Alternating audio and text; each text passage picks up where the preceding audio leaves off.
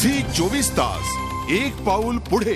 मला स्वतःला असं दिसतं की कायदा होऊ नये यासाठी एकमेव अडचण म्हणजे सध्याच्या सत्तारूढ राजकीय पक्षाला पुरेशी राजकीय आणि सामाजिक इच्छाशक्ती नाही। कारण प्रत्येक वेळेला अधिवेशनाच्या आधी असं निसंकोचपणे म्हणतात, याही वेळा म्हणले होते मुख्यमंत्री की आम्ही या अधिवेशनात हा कायदा करणार। अजितदादा पवारांनी तर आम्हाला लेखीच दिलेलं आहे की माझा पक्ष पूर्णपणे याच्या बाजूचा आहे।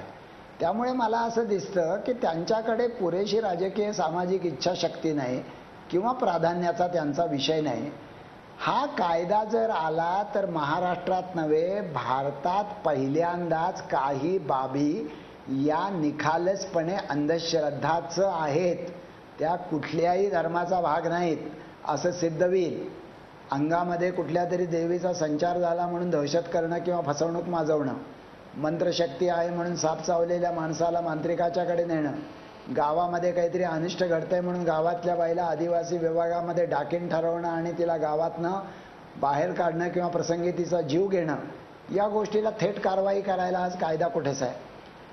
पण मी थोडं स्वतःहूनच आपल्याला म्हणतो की सुरुवातीला जे आपल्या चर्चेमध्ये तुम्ही विचारलं होतं आणि मी म्हटलं होतं की याच्या मागे एक जी व्यापक सामाजिक पार्श्वभूमी आहे आणि मानसिकता आहे त्याचाही विचार कायद्याबरोबर करायला पाहिजे।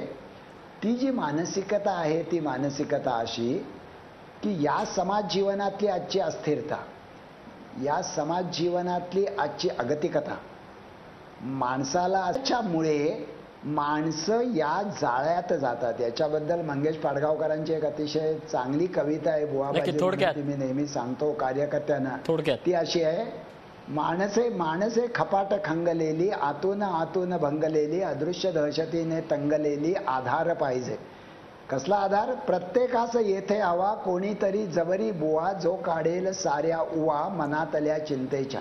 नक्कीच मनातली ही जी खपली आहे, मनातली ही जी खपली आहे, जळमटांचं जे जाळ आहे ते दूर करण्याची आज गरज आहे। आपल्याकडे वेळ खरंच कमी आहे। दाभोलकर साहेब आमच्याशी एवढं सुंदर बोलल्याबद्दल धन्यवाद। आजच्या प्राईम वॉच मध्ये आपण इथंच थांबूयात। पाहत राहा झी 24 तास एक पाऊल पुढे। झी 24 तास एक पाऊल पुढे।